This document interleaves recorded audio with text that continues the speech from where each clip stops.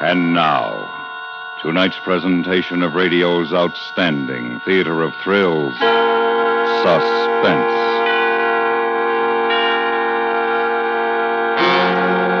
Tonight, we bring you a story of a man who found that stealing a fortune was one thing, but getting away with it was another. So now, starring Mr. Victor Perrin, here is tonight's suspense play, Double Identity.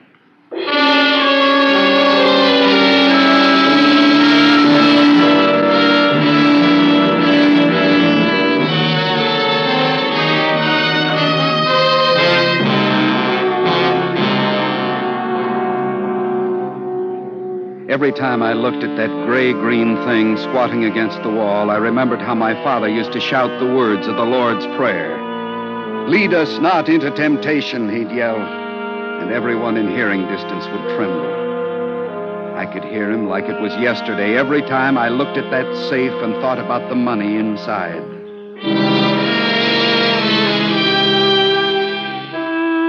It was 5 o'clock Friday afternoon. Baker was at the cashier's window passing out the last of the pay envelopes. I was sitting behind my desk watching him. I knew exactly what he'd do when he finished, what he'd say. I'd watched him patiently for almost 5 years. Well, another day, another $1,000. Okay, Mr. Lockman, that's it. Count the cash in your tray and we'll lock up. Yes, sir. Lockman speaking. George, Henry. Hey, what's this I hear about you backing out of the game tonight? Well, I'm afraid that's right, Henry. Well, I'm going to miss your pennies, boy. But if it can't be helped, it can't be helped. You been to the doctors? Oh, no, it's nothing that serious. Well, it's probably just the virus. A lot of it going around, you know. They couldn't test that new job for the Air Corps last week on account of Pete Jenkins getting it. Yeah, I heard. Well, you take care of yourself, boy. I will, Henry, thanks. $228.90, Mr. Lockman. Oh, all right, Baker. Let's put it away. I'll sure be glad to get out of here tonight. Yeah, so will I. Here, you want to hold this? I'll spin my half of the combination. Go ahead.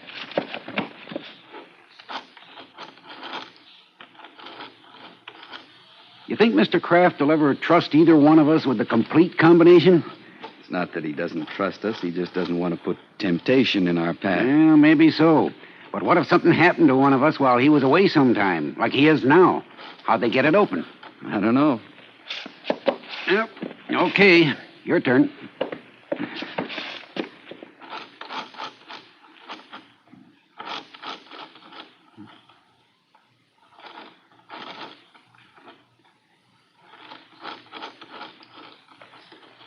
That ought to do it. This thing gets heavier every week. Door's not that heavy, Mr. Lockman. You just think it is because you're out of condition. It could be. Now, give me the tray. Hey, you know what you ought to do? What's that? Join a gym. Work out with weights. Sure do you a lot of good. I've been going over to Stalker's myself.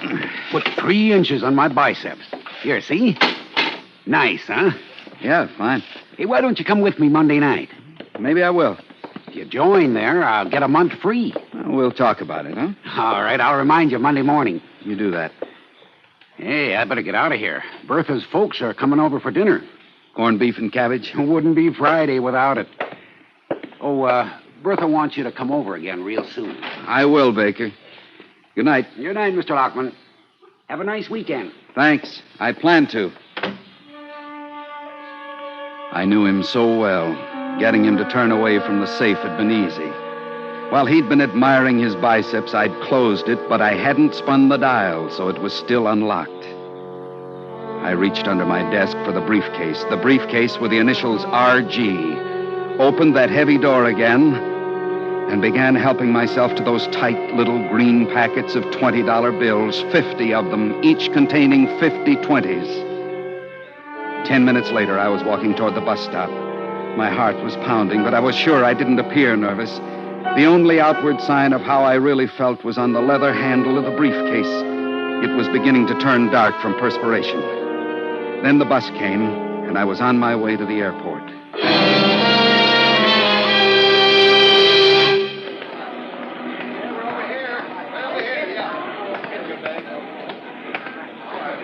Yes, sir? I'm on Flight 19 for New York. Your name, please? Gelder. Robert Gelder. Do you have any baggage, Mr. Gelder? Only this briefcase. I'll keep it with me if that's all right. Yes, sir. Now, let's see now. Your destination is Paris. That correct, Mr. Gelder? Yes. Uh-huh. Well, you're cleared all the way through, L.A. to New York, and you're holding a reservation on overseas flight 120 tomorrow night. Yes, I know. All right, Mr. Gelder. Your flight leaves from gate 7 in 5 minutes. He didn't have to tell me the plane left in 5 minutes. I knew. I'd gone over every detail of the next 36 hours again and again. First, a nonstop flight to New York. Then across the Atlantic to Paris. I'd travel for a while, see Rome, Cairo, Algiers. And I'd make friends. Yes, sir, Robert Gelder would be a man of the world. A man whose every desire would be fulfilled. The money would see to that.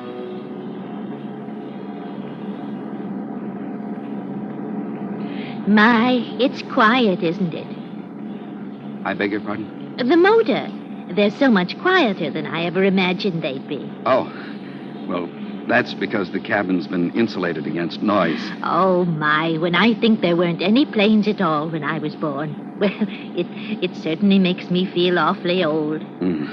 But then we're all growing older, aren't we? Mr. Gelder. Oh, Mr. Gelder. My name is Mrs. Lee. Are you from Los Angeles? No, Toledo. Oh, I used to know a gentleman named Gelder a long time ago. And I believe, yes, he moved to Ohio, as I recall. His first name was, oh, dear, I can't remember. Oh, but he was a barber. I don't suppose he could have been your father. No, my father was a minister. Oh, my, how very nice. Mr. Gelder, why don't you put that briefcase under the seat? No. Well, really, the way you've been holding on to it, a person might think you have a fortune in there. Yes. All right. Now, isn't that better? You know, my boys are all in business, so I can tell when a person's overworked. They look just as drawn and tired as you do. Oh, why don't you put your head back and relax? I'll let you know when we start to land at Chicago. Chicago? Why, yes. My daughter's flying in from Dallas to meet me at the Chicago airport. We're having kind of a... But we don't land at Chicago. This is a non-stop flight to New York. Oh, you must be mistaken, Mr. Gelder. Oh, dear, you've got to be... a stewardess? I'm not mistaken. Oh, stewardess! Is anything wrong, Mrs. Lee? Oh, stewardess, we do land at Chicago, don't we? Why, yes. But we can't. I mean, when I bought my ticket, they assured me this was a through flight to New York. There must have been some sort of misunderstanding, Mr. Gelder. But don't worry about it. We'll only be on the ground half an hour.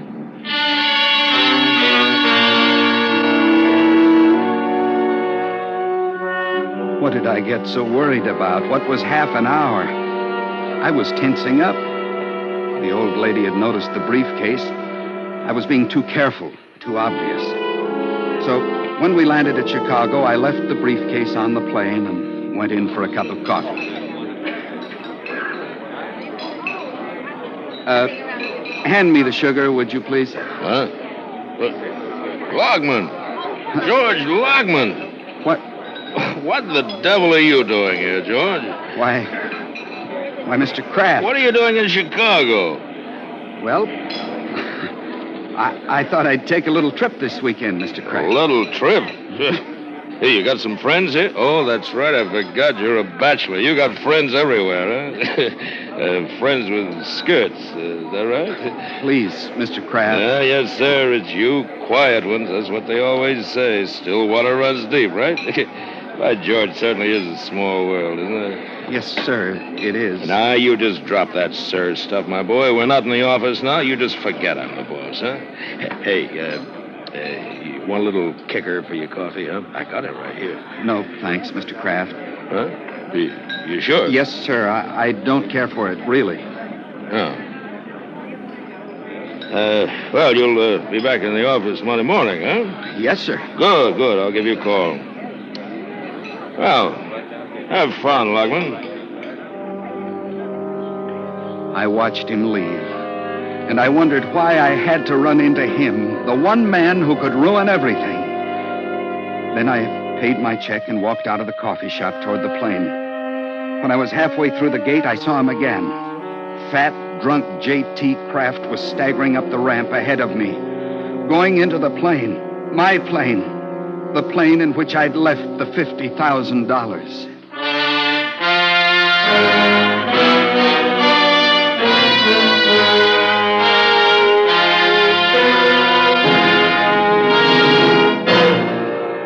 You are listening to Double Identity, tonight's presentation on radio's outstanding theater of thrills, Suspense.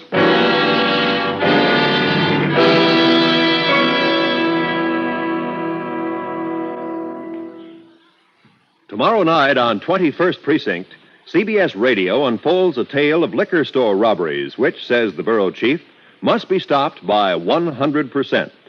The plan works when Captain Keogh of the 21st Precinct cooperates by supplying 4 of his men in plain clothes. He gets gratifying results, but is topped by one of the most surprising climaxes in his career. For a real story of the men in blue in action, join us on most of these same stations tomorrow, when you'll hear the tale of the bottle on 21st Precinct. And now we bring back to our Hollywood soundstage Mr. Victor Perrin, starring in tonight's production, Double Identity, a tale well calculated to keep you in suspense.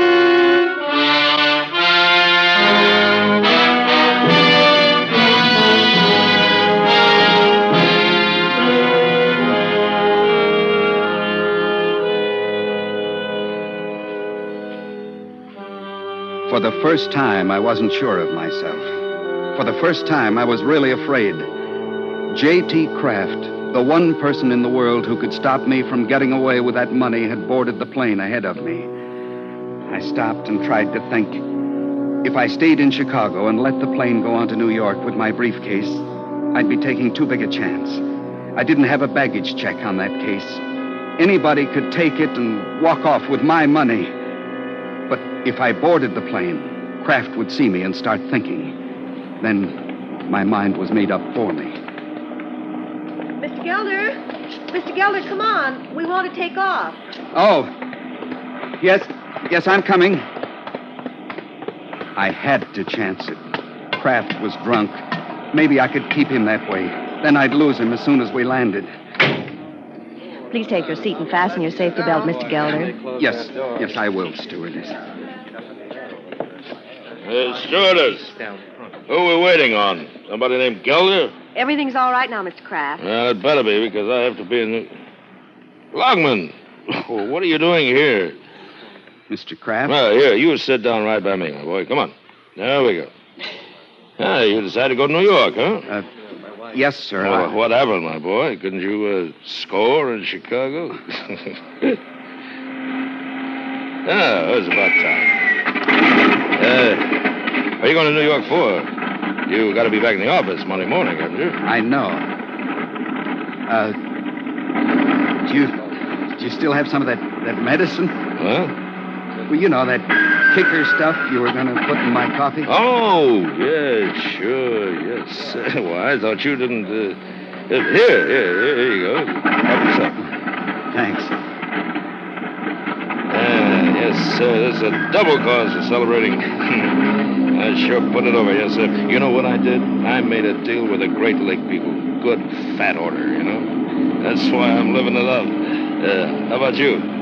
Well, I've decided to take a few days off. Well, that's good for you, good for you. You know, it must get awful dull handling all that money, not being able to spend any of it, huh, George? Yes, sir. It sure does. Here, have yourself another drink. Sure, Mr. Kraft. Right after you do.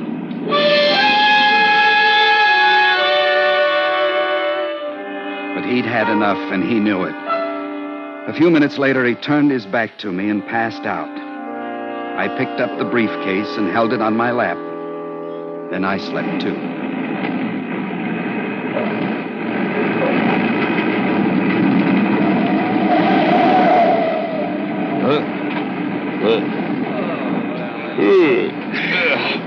Oh, we're done, huh? Yes, sir.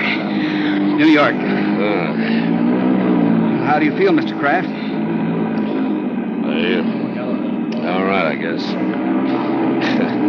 I had myself a night, didn't I? We both did. Lockman, Sir? what did you say you were doing here? Well, I'm taking a few days off. Yeah. You checked with McGill before you left? Yes, sir. Mr. McGill said it was perfectly all right. Yeah. Oh, good. Now, let's get our things together, shall we? It was going to work out.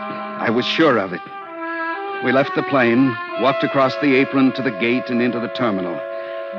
All I had to do now was shake hands with him, then duck out of sight until he stepped into a cab. As soon as he was gone, I'd confirm my reservations for Paris, then relax. Well, have a pleasant holiday, Lockman. I'll see you back at the plant, huh? Yes, sir. Just a minute. That isn't your briefcase. What? Here, let me see that. I know, yeah. Take a look for yourself. Initials RG. You picked up somebody else's. A mistake. Well, come on. We'll get it straightened out over at the luggage counter. But, Mr. Kraft, this case, when I decided Stop spluttering, Lockman. This will only take a minute. Yes, may I help you? Well, I don't think Just let me handle it, son. This man picked up the wrong briefcase by mistake. Oh, that right, sir? Yes. Mine is exactly like it, and I thought perhaps... Well, don't worry about it, sir. Happens all the time. Now then, what's the name? Gelder. Lockman. Say, that's right, son. That's probably how they got mixed up. The stewardess mentioned something about a man named Gelder back in Chicago. So they were waiting on him, remember? Yeah, you remember that too, don't you? Yes, sir, I do. Well, I'll bet you anything that's his case. Do you have any bags here for a Gelder? I wouldn't know, sir, unless there's a claim check. No, what about Lockman? You do have a claim check, don't you, George? What do you have besides a briefcase? Well, that was all, sir. I didn't need a claim check for it. Huh? You only took a briefcase? Well, yes, sir. I left in such a hurry. You got Mr. Lockman's briefcase back there? No, sir. There is no briefcase here.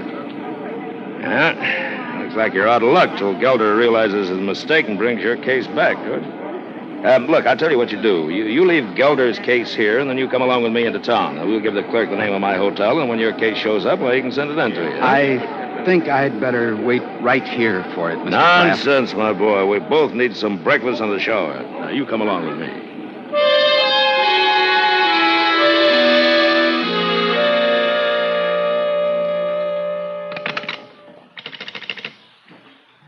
Operator, this is Mr. Kraft speaking. I don't want to be disturbed for anything until 5 this afternoon.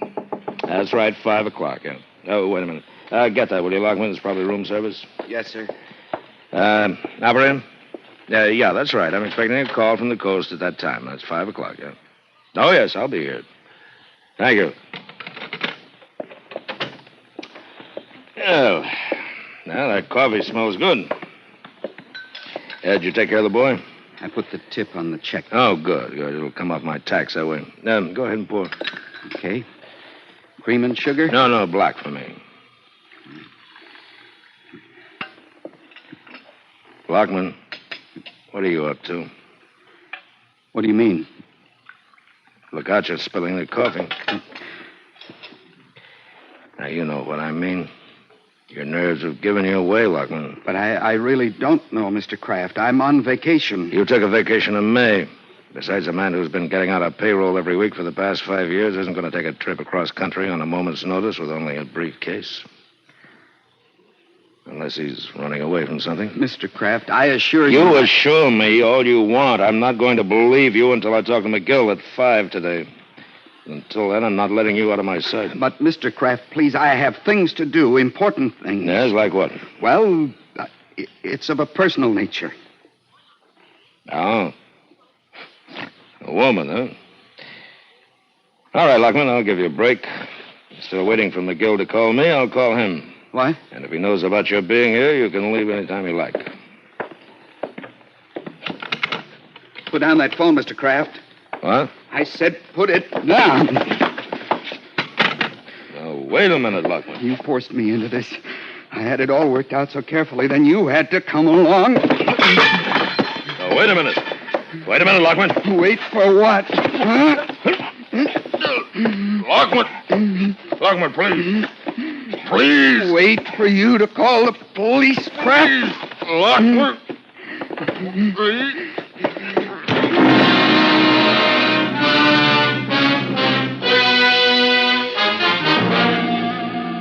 It was exactly 12 noon.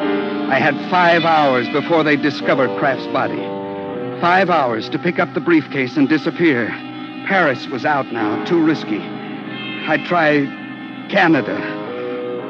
I took the last drink from Kraft's bottle, chased it with coffee, and then, feeling like it was all a dream, I left the hotel and took a cab for the airport. I'm sorry, Mr. Lockman. I'm afraid your briefcase hasn't turned up yet. Why, it's all right. The one you're holding here is mine. What? My name is really Gelder. You see, I'd never met that man I was with before, at least before he got on the plane in Chicago last night. Oh. And the way he latched onto me, you'd think I was his long-lost brother. He's making a real pest of himself, so I decided to give him a phony name. Then that was your briefcase? Yes, it's my briefcase. Now, where is it? Why, I sent it back to Chicago. While he rambled on, trying to explain, saying something about how he was sure the mix-up had occurred in Chicago, how Gelder must have gotten off the plane there, I was trying to steady myself, to pull myself together. I had to act fast now. I knew that. I had less than 5 hours to reach Chicago, get the case, and disappear. The clerk was still rambling on when I left him and went over to the reservations desk. There was a plane leaving at 1 o'clock, arriving Chicago 4 hours later. I bought a ticket. We landed at 5 after 5 New York time. They'd probably discovered his body by now, which meant they'd be looking for a man named Lockman who had registered at the hotel with Mr. Kraft. Yes, sir. Look, my name is Gelder, Robert Gelder. You have a briefcase here that belongs to me. Gelder? Yes. There was a mix-up over my name. The case was returned here from New York. It's initialed. Well, that's it. They're on the shelf. Please let me have it. Oh, yes, sir. Came in about an hour ago. Do you have some identification, Mr. Gelder? What? Well, I'll need some identification before I can let you have it.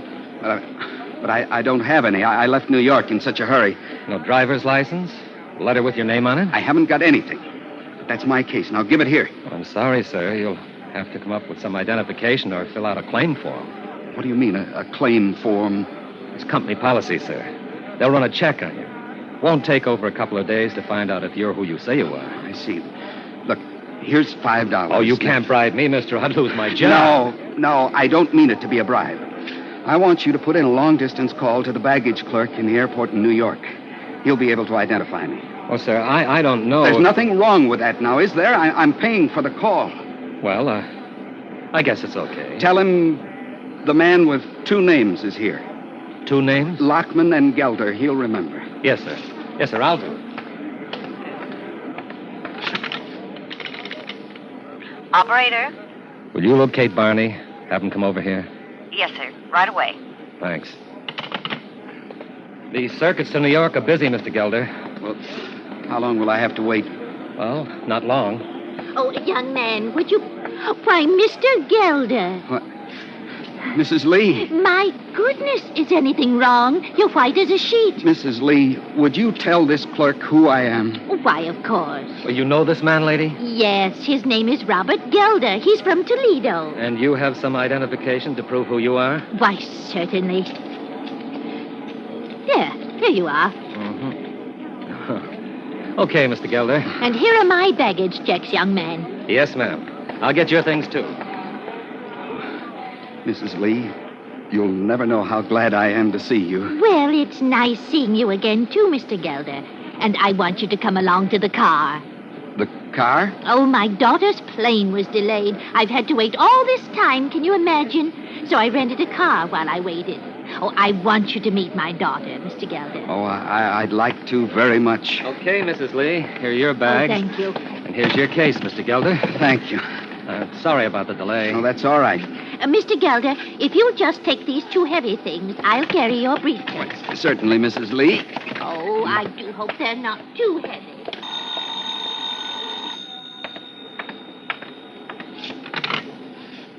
Baggage desk. Joe, you want me? Oh, yeah, Barney, I did. I thought I had a job for your cops, but it got straightened out. The guy was trying to talk me into giving him a briefcase. Didn't he have any ID? No, and 2 names, Lockman and Gelder. Lockman? Joe, you say Lockman? Yeah, why? Teletype just came in from New York. Where is he now? Well, he's probably in the parking lot.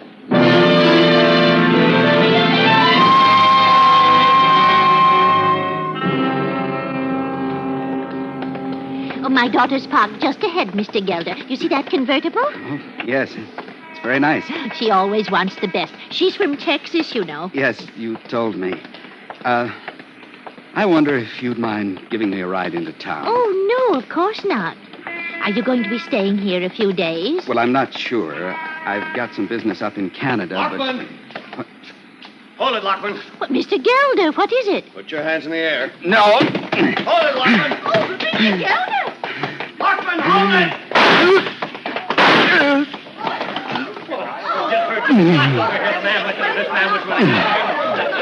it! Sorry, Lockman. You should have stopped. Stopped? That's very funny, officer. I never even got started.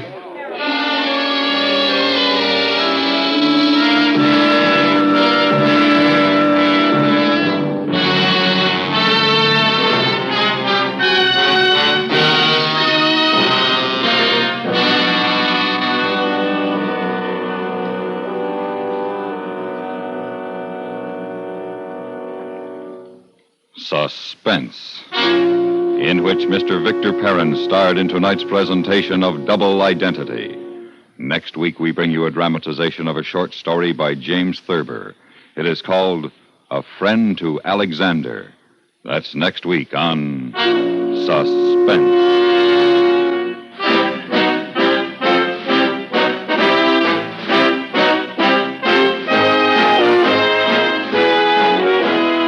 Suspense is produced and directed in Hollywood by Anthony Ellis. Tonight's script was written for Suspense by Alan Botzer. The music was composed by Rene Garrigank and conducted by Wilbur Hatch. Featured in the cast were Paula Winslow, William Conrad, Charlotte Lawrence, Paul Dubov, Joe Duval, Don Diamond, Bill Lally, and Bill Justine. The drama, the pageantry, the humor and tension of presidential conventions will be recreated for you in a special 55-minute broadcast on CBS Radio Thursday night. You'll hear great moments from the speeches of Bryan, Roosevelt, Wilkie, and Wilson. You'll hear Claire Booth Luce speaking to the Republicans in 1948, and India Edwards lecturing the Democrats on manners at the 52 convention. Bob Trout will be the narrator, and you'll hear from high party officials of both major parties reminiscing about backstage scenes. Listen for this special program called Convention Fever on most of these same CBS radio stations tomorrow night. Stay tuned now for 5 minutes of CBS News, to be followed over most of these same stations by My Son Jeep.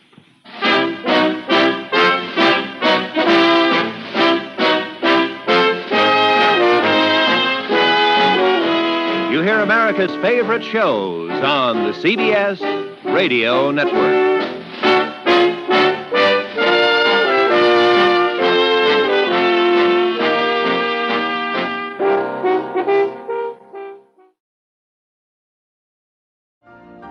You've been listening to the OTR Gold Network. Find more classic radio at otrgold.com.